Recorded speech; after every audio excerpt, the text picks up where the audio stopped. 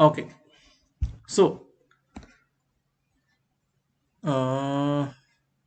Magnetron का आगे वाला पार्ट हमें पढ़ना है ना आज।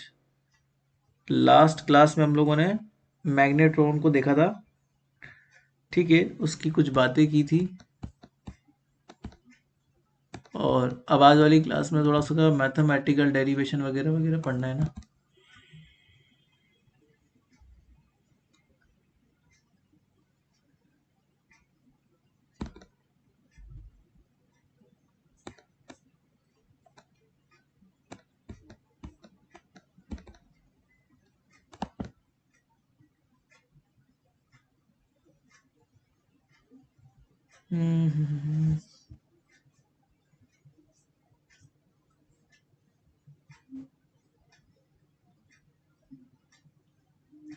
ओके नाउ अब मैं आपको स्क्रीन शो कर देता हूँ, वो पीपीटी अपलोड हो गई, ठीक है।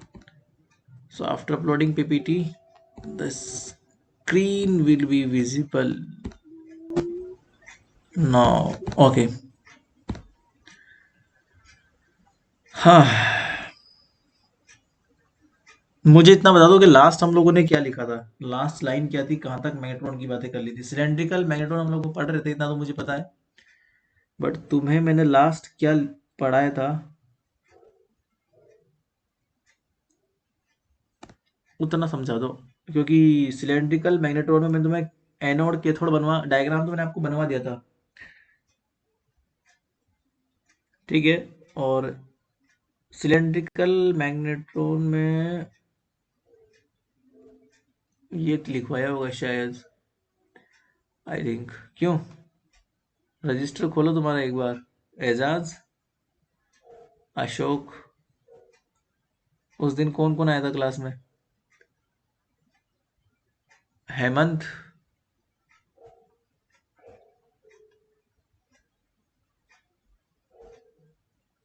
कुलदीप, चंचल, सभी लोग तो हैं। एक बार आपने रजिस्टर खोलना प्रीवियस क्लास का, उसमें चेक करते हम लोग।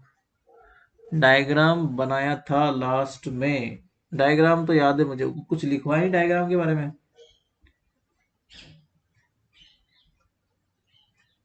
Okay so the finally we have got के हमने डायग्राम बनाया था, ठीक है। और डायग्राम के बारे में कुछ लिखा नहीं था, है ना। इसका मतलब अब मेरे को तुम्हें पहले उसका लिखाना पड़ेगा, कंस्ट्रक्शन एंड देन वर्किंग।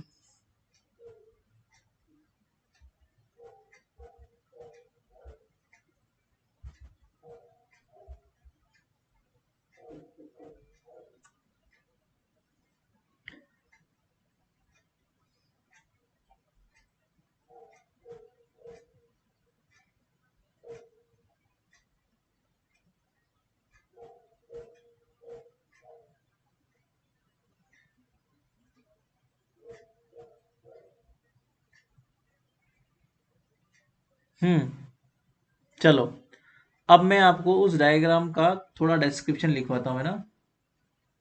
आ जाओ आगे। तो डायग्राम में तुम लोगों ने कुछ इस प्रकार का डायग्राम बनाया होगा, as I think.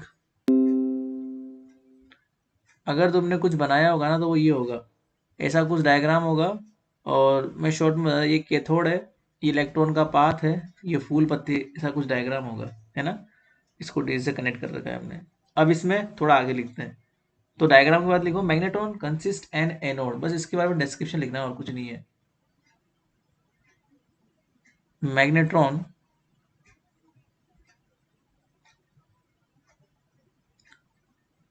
Consist N anode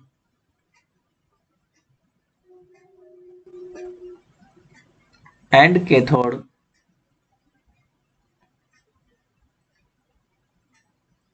anode and cathode operates in a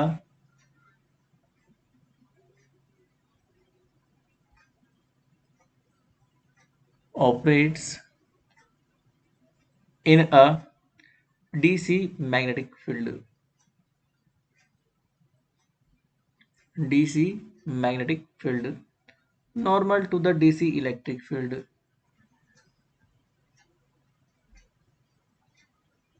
Normal to the DC electric field between the anode and cathode, between the okay between the anode and cathode, ठीक है. The emitted electron from the cathode, the emitted electron from the cathode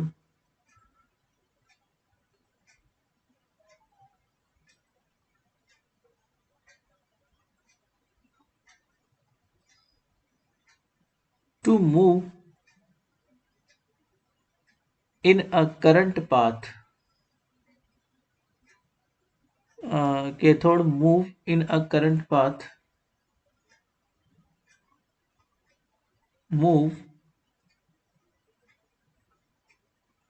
in a current path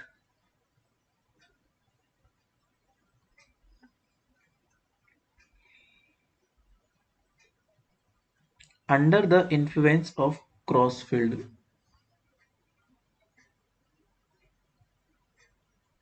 under the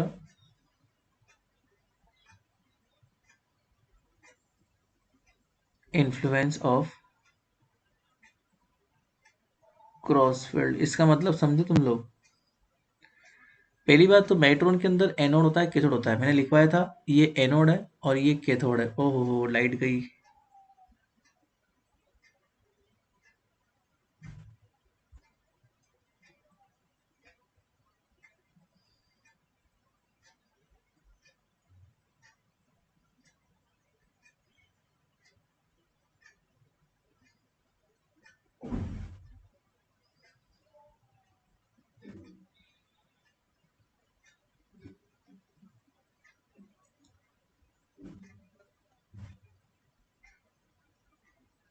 hello. अब थोड़ा सा आ रहा है. Network बीच में चला गया था. अब क्लियर है सबको?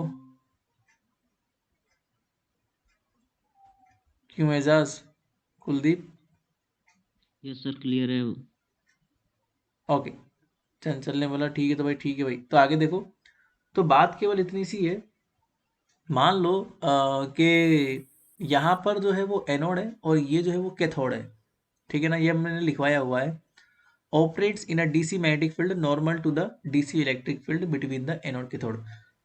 तो इस एरिया में डीसी मैग्नेटिक फील्ड लगाया गया है और वो DC magnetic field perpendicular DC electric field के. मतलब डीसी इलेक्ट्रिक फील्ड जो है वो इस डायरेक्शन में लगा हुआ है. तो डीसी मैग्नेटिक फील्ड अंदर की ओर है, मतलब जेड डायरेक्शन में. डीसी इलेक्ट्रिक फील्ड जो है वो एक्स डायरेक्शन में है या फिर वाई डायरेक्शन में है. तो उसके जस्ट परपेंडिकुलरली जेड डायरेक्शन में मैग्नेटिक फील्ड है. मतलब ये क्रॉस फील्ड कहलाता है. ठीक है ना. इलेक्ट्रॉन इसी बीच में मूव करता है. वो कैथोड से निकलता है और एनोड की ओर जाने का प्रयत्न करता है और बीच में उसे ये क्रॉस फील्ड मिल जाता है. कौन सा क्रॉस फील्ड? इलेक्ट्रिक फील्ड और मैग्नेटिक फील्ड का क्रॉस फील्ड उसको मिल जाता है. ठीक है. तो ऐसी कुछ बातें हैं जो उसको फेस करनी पड़ती है ना. आगे देखो.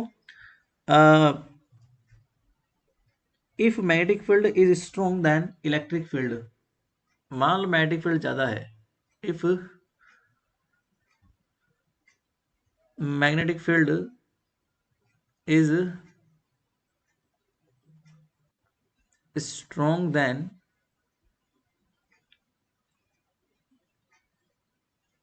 electric field,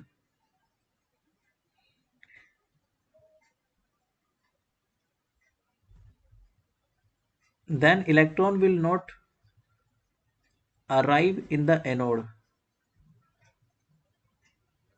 Then electron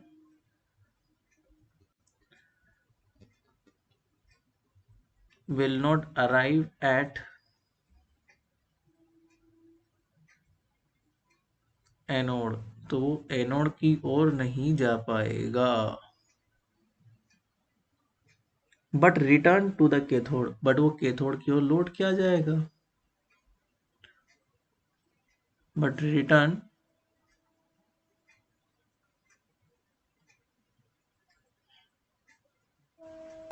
to the cathode, and in this case anode current is cut off, and in this case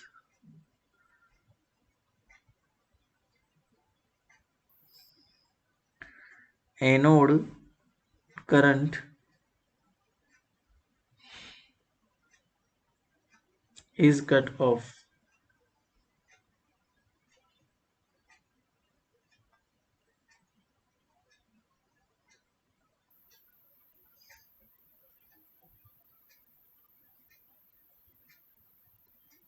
anode current is cut off, तो इस स्थिति में क्या हो जाएगा, एनोड करंट कट ऑफ हो जाएगा, तो खत्म हो जाएगी वो, जब इलेक्ट्रॉन जाएगा नहीं तो फिर कई करंट फ्लो करेगा।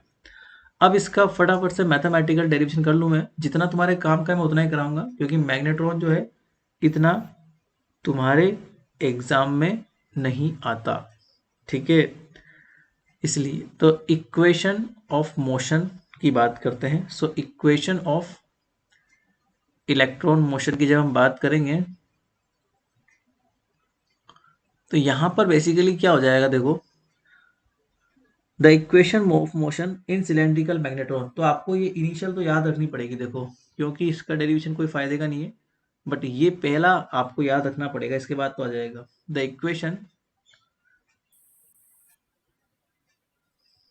Equation of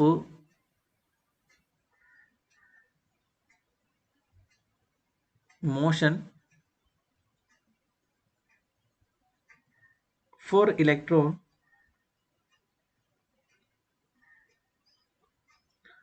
in cylindrical magnetron in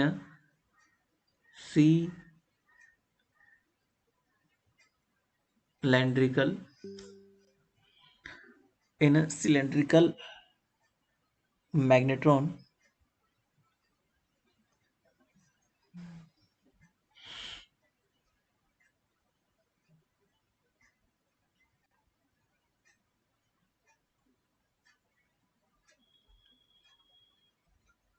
can be written as ये आपको डायरेक्टली एक बार तो लर्न करनी है, हालांकि बताऊंगा मैं कहाँ से आती है, बट आपको कोई निकालना नहीं बैठना, एग्जाम में टाइम लग जाएगा। तो d2r/dt² एक्सेलरेशन है, बट इसमें फाई वाला भी ऐड होगा ना एक्सेलरेशन के अंदर, क्योंकि सिलेंड्रिकल कोऑर्डिनेट में फाई भी तो आता है। हालांकि सिलेंड्रिकल में जेड डायरेक्शन भी होती है, बट जेड आपका वेरी नहीं करता टाइम के रेस्पेक्ट में, इसलिए ये नहीं लिखो आप तो चलेगा। Is equal to force upon mass, तो रेडियल डायरेक्शन में तो आपने क्या लगा रखा है, इलेक्ट्रिक फील्ड लगा रखा है, और मैग्नेटिक फील्ड रोटेट कर रहा है, इसलिए क्यू वी वी है ना। तो क्यू वी का मतलब कितना हो गया, ये हो गया वी का मतलब क्यू वी, और बी लगा रखा है आपने जेड के अंदर, ठीक है ना।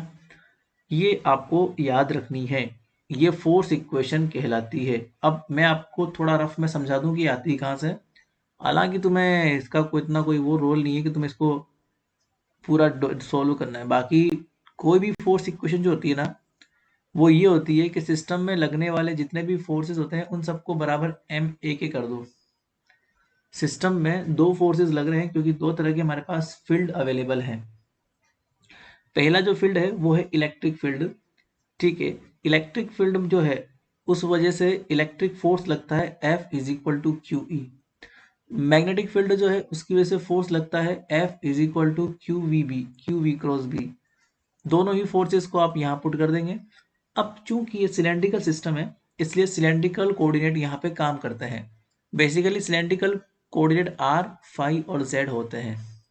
जेड डायरेक्शन में कोई भी पार्टिकल की मोशन नहीं है, या तो पार्टिकल x में जाएगा या y में जाएगा, या तो उस पार्टिकल का r चेंज होगा या थीटा चेंज होगा। अब ऐसा तो है नहीं आपका पार्टिकल प्लेन के ऊपर और नीचे मूव कर रहा है, वो तो सिलेंडर में मूव कर रहा है। तो वो यूं तो है नहीं ना कि सिलेंडर की जो हाइट होती है उसके अंदर मूव कर रहा है। यहाँ तो पार्टिकल मूव कर नहीं रहा, पार्टिकल या तो यहाँ मूव कर रहा है या यहाँ मूव कर रहा है, ठीक है, उस सिलेंडर के अंदर।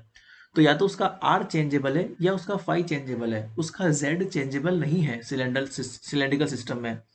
तो बेसिकली सिलेंड्रिकल कोऑर्डिनेट में जो डिस्प्लेसमेंट होता है ना, वो होता है d r k plus r d phi phi k plus d z z k. This is the displacement for the cylindrical system. अब डिस्प्लेसमेंट का अगर टाइम के रेस्पेक्ट में अगर चेंज कर दिया जाए तो वो वेलोसिटी कहलाता है। अब जेड डायरेक्शन में पार्टिकल मूव नहीं कर रहा सिलेंडर के अंदर, जेड में तो पार्ट इलेक्ट्रॉन जा नहीं रहा, तो इसका कोई मतलब नहीं देता। तो अल्टीमेटली जो वेलोसिटी होगी यहाँ पर, बेसिकली वो वेलोसिटी क्या हो जाएगी यहाँ पे, आर केप डायरेक्शन में अगर देखी जाए तो ये हो जाएगी, और थीटा केप के अंदर देखी जाए तो ये हो जाएगी। अब अगर मैं बात करता हूँ यहाँ पे एक्सेलरेशन की बात करता हूँ मैं, तो अगर मैं एक्सेलरेशन की यहाँ पे बात करूँ, है ना, तो वो जो हमारे पास हो जाएगा, वेलोसिटी को फिर से आपको डिफरेंशिएट करना पड़ता है एक्सेलरेशन निकालने के लिए। एक्सेलरेशन निकालोगे तो वेलोसिटी को फिर से आपको डिफरेंशिएट करना पड़ेगा। तो अल्टीमेटली फाई डायरेक्शन में तो आर कांस्टेंट रहेगा, तो ये तो आपको करना नहीं है। तो ये हो जाएगा एक्सेलरेशन में d two r upon D t square, है ना। एक बार डिफरेंशिएट करने पे आर को कांस्टेंट रखना है फाई कैप के अंदर, तो ये हो जाएगा d two phi upon D t square. अब दूसरी बात सुनो, फाई डायरेक्शन में चेंज जो है वो नेगेटिव में है, ऐसा आप समझो। मतलब उसका एंगल जो है ना, टाइम बढ़ने के साथ साथ कम हो रहा है। ऑब्वियस सी बात है, मैग्नेटिक फील्ड बढ़ाओगे तो as time increases the angle phi will be decreases. इस तरीके से आप लोग समझो। तो फाई डायरेक्शन में जो चेंज है ना, d phi upon D t, वो बेसिकली नेगेटिव में है फाई के अंदर चेंज। इसलिए यहाँ जो इक्वेशन आपकी बन रही है ना, वो कैसी बन रही है, इधर देखना, m को इधर भेज दो तो यहाँ पर a बच जाएगा। a मतलब कितना हो गया, d two r upon D t square. ये तो मेरा a हो गया पहला, आर केप के अंदर, माइनस फाई केप के अंदर कितना हो जाएगा, r d two phi upon D t square. This is the acceleration in the phi direction. तो ये सिलेंड्रिकल सिस्टम में दो एक्सेलरेशन ऐसे हो गए। और इलेक्ट्रिक फील्ड का जो फोर्स है वो क्या है, क्यू ई। क्यू ई मतलब ई ई हो गया, तो चार्ज इलेक्ट्रॉन का ई है अपॉन एम। और ये जो बी है और ये वेलोसिटी है, तो यहाँ वेलोसिटी जो है फाई डायरेक्शन की आएगी। तो this is the velocity component in the phi direction, that is velocity component in the phi direction क्या हो जाएगा, r d phi upon D t. तो v का मतलब कितना हो गया, r d phi upon D t, और d phi upon D t का वैल्यू जो है वो नेगेटिव में है, तो आर और d phi upon D t और ई, और बी मतलब जेड डायरेक्शन में भी तो बिजी। बस इस तरीके से मैंने ये इक्वेशन लिखी है। या नीचे आ जाओ। तो इतना इसका कोई औचित्य नहीं है कि आपको आई कैसे वो याद रखना है, तो याद रख लो, m a is equal to electric force plus magnetic force, और कुछ नहीं है, that is the force equation. अब मैं आगे कर रहा हूं इसको, ठीक है ना। ये जो मैंने लिखी है ना, ये मैंने लिखी है एक फिक्स डायरेक्शन के अंदर, जो आपका फाई केप डायरेक्शन है, मतलब आर केप डायरेक्शन है। अब इसकी एक और पार्ट हम लोग लिखेंगे, दो पार्ट में ये स्प्लिट होगी आपकी, है ना। तो ये तो केवल मैंने फाई केप डायरेक्शन में लिखा है, this is in the phi cap direction. अगर मैं आर केप के अंदर एक और लिखता हूं ना, तो इसका एक और पार्ट आएगा, वन अपॉन आर, ठीक है ना, d upon D T,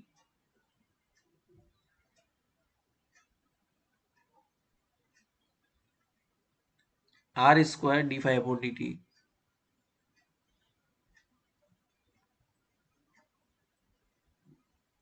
are square D phi upon D t. तो ये हो जाएगा मेरे पास, इसमें वेलोसिटी आएगी आर केप की, ये तो हो जाएगा r cap component, sorry this is the r cap component,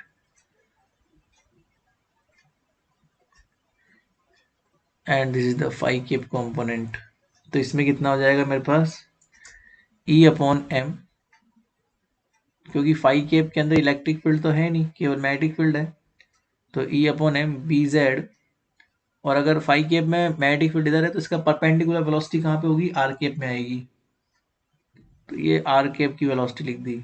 यहाँ पर जो वेलोसिटी थी ना ये वाली, ये फाई केप की वेलोसिटी है, क्योंकि आर केप में आपको तो परपेंडिकुलर होना चाहिए, बिकॉज वी क्रॉस भी होता है ना, तो वी क्रॉस बी में 90 डिग्री एंगल होना चाहिए वेलोसिटी का, तो ये फाई केप के अंदर आ जाएगी। तो ये फोर्स इक्वेशन किस में लिख दी मैंने, फाई केप में लिख दी। इस तरीके से हम लिख सकते हैं, ठीक है। नॉर्मली डेल टू का जो फॉर्मूला होता है ना, डेल टू निकालने का फॉर्मूला इस अकॉर्डिंग होता है। तो मैं वो डेल टू वाला फॉर्मूला दिखा दूं मैं, ताकि थोड़ा सा तुम्हें क्लियर हो जाए। जब हम लोग डेल टू फाई की बात करते हैं ना किसी भी सिस्टम में, तो 1/H1 H2 H3 del upon del phi, ठीक है, H2 H3 upon H1 del phi upon, sorry del upon del U1, और डेल U1 हो जाएगा, plus del upon del U2,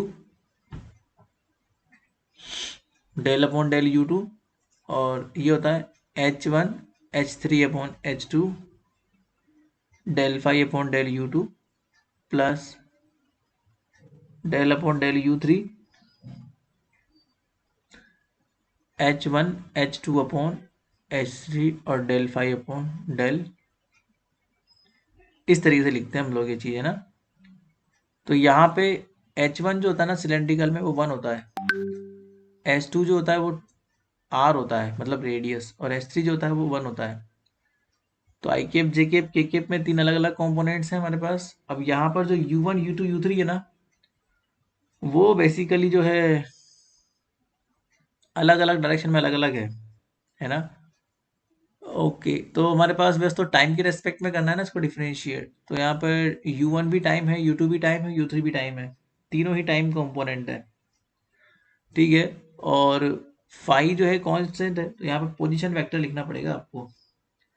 तो आर केप के अंदर आर है और फाई केप के अंदर फाई है, पोजीशन मतलब कोऑर्डिनेट। पहला कोऑर्डिनेट आर है, दूसरा फाई है, तो उस तरह डिफरेंशिएट करना पड़ेगा आपको। अब ये कोऑर्डिनेट सिस्टम से आएगा बट लंबा हो जाएगा, इसलिए मैं समझाना चाह नहीं रहा इस चीज़ को। बस इतना है कि आप लोग जो है इसको याद रख लो, 1 और 2 को। ये force equation r cap direction में है, और ये force equation phi cap direction में है, और कुछ नहीं है। अब इस फाई केप डायरेक्शन को थोड़ा सा और सोल्व करोगे तो ये इस तरह सोल्व हो जाएगी, that is d upon D T R square D phi upon D t, और इस आर को इधर भेज दो, तो बीटा जेड ई, और ये आर इधर भेज दो, एम और D R upon D T, ठीक है।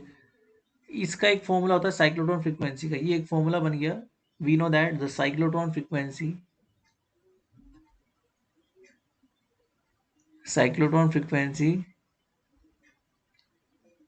तुम लोगों ने साइक्लोट्रॉन अगर पढ़ा हो ना छोटी क्लास के अंदर, तो वहां पे आती है साइक्लोट्रॉन फ्रीक्वेंसी। उसका फॉर्मूला होता है E B Z upon M. कहाँ से आती है वो सुन लो, साइक्लोट्रॉन का सिद्धांत होता है कि M we square upon R is equal to Q V भी होता है, ठीक है। तो वी से वी कैंसिल हो गया, वी अपॉन आर को ओमेगा बोलते हैं, तो M omega is equal to Q B होता है, तो ओमेगा बराबर होता है क्यू बी अपॉन एम, वहां से निकलती है साइक्लोट्रॉन फ्रीक्वेंसी। तो ये पुट कर दो यहाँ पे, ठीक है। तो D upon D T R square D phi upon D T is equal to, ये हो गया cyclotron frequency C for the cyclotron, and R obviously D are upon D T, ठीक है। अब इसके बाद में थोड़ा सा और इसको कर देते हैं हम लोग, थोड़ा सोल्व कर देते हैं। तो इस आर स्क्वायर को इसके अंदर लूंगा मान लो मैं, तो मैं ये बात जानता हूँ कि डी अपॉन डी टी अगर मैं आर स्क्वायर करता हूँ तो डिफ्रेंशिएट कर दूंगा जगह 2r D R upon D t. तो इस इक्वेशन को अगर मैं थोड़ा सा और लिखूं, तो R T R upon D T बराबर कितना हो जाएगा, 1/2 D upon D T R. इसको तो ऐसा लिख दो यहाँ पे, तो इसको आप ऐसे भी लिख सकते हो, ओमेगा सी अपॉन 2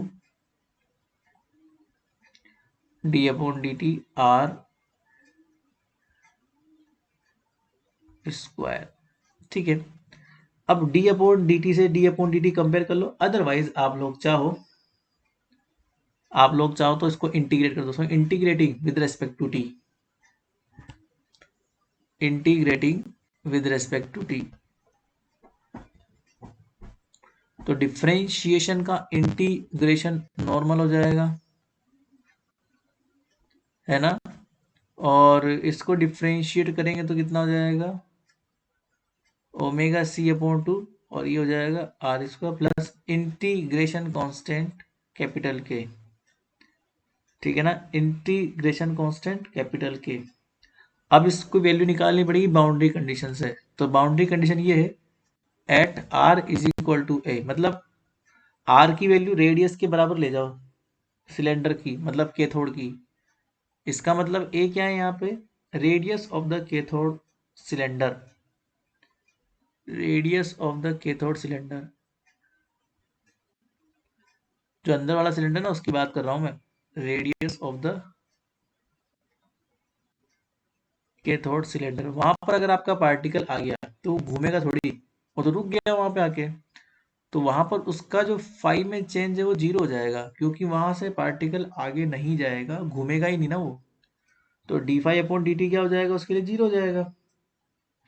जैसे आप ये वैल्यू पुट करोगे, यहाँ पर ए पुट कर दो, यहाँ पर जीरो पुट कर दो, तो के का वैल्यू कितना निकल जाएगा मेरे पास, माइनस ओमेगा सी ए स्क्वायर अपॉन 2। बड़ा आसान सा है। ये वैल्यू आप लोग ऊपर पुट कर दो, इसको 3 नंबर नाम दो, इसको 4 नंबर नाम दे दो, तो 4 से वैल्यू 3 में पुट कर दो, और फिर आप D phi upon D T की वैल्यू निकाल लो easily.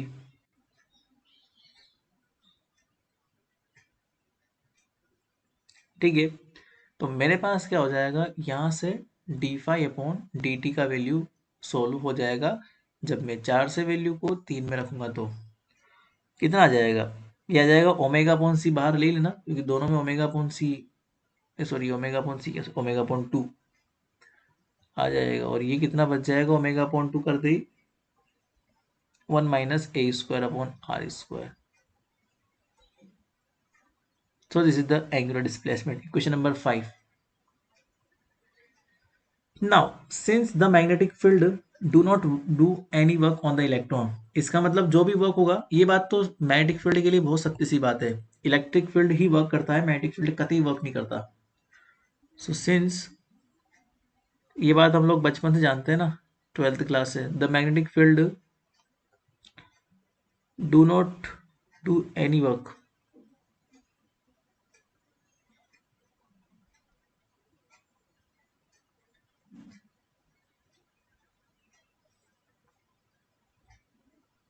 on electron. So kinetic energy of the electron, so kinetic energy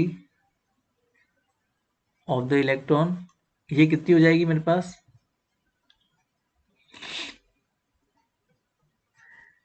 half m we square is the kinetic energy of electron. ये इलेक्ट्रिक एनर्जी के बराबर होगी। इलेक्ट्रिक एनर्जी क्या होती है, q into v, मतलब चार्ज इंटू वोल्टेज, तो electric energy के बराबर होती है काइनेटिक एनर्जी, तो हाफ एम वी इसका बराबर ई वी नोट हो जाएगा।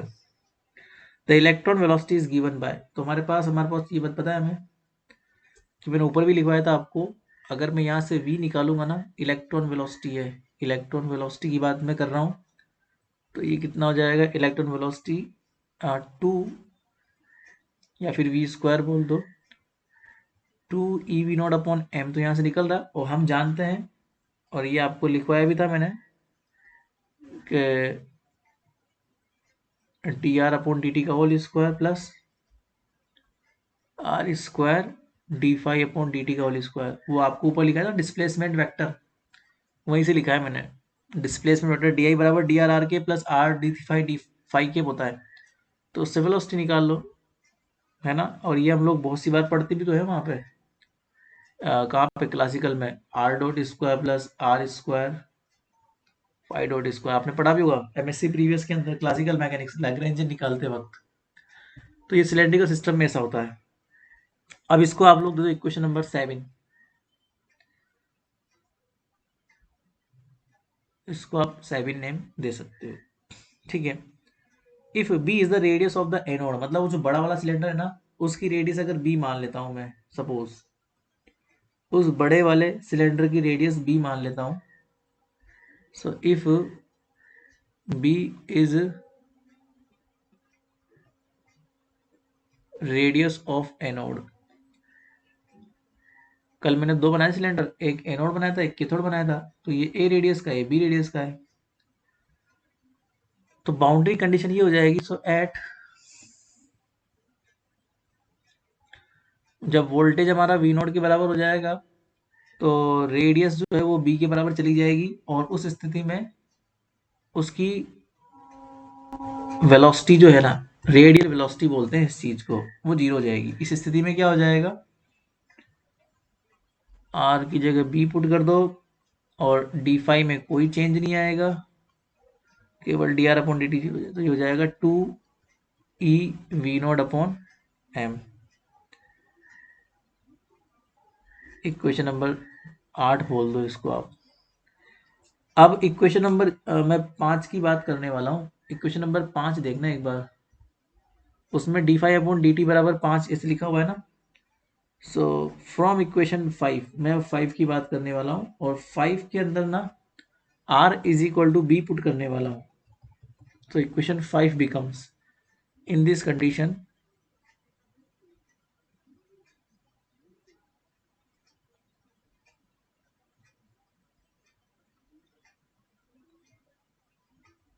इक्वेशन 5 बिकम्स, तो इक्वेशन 5 क्या हो जाएगी मेरे पास इस परिस्थिति में,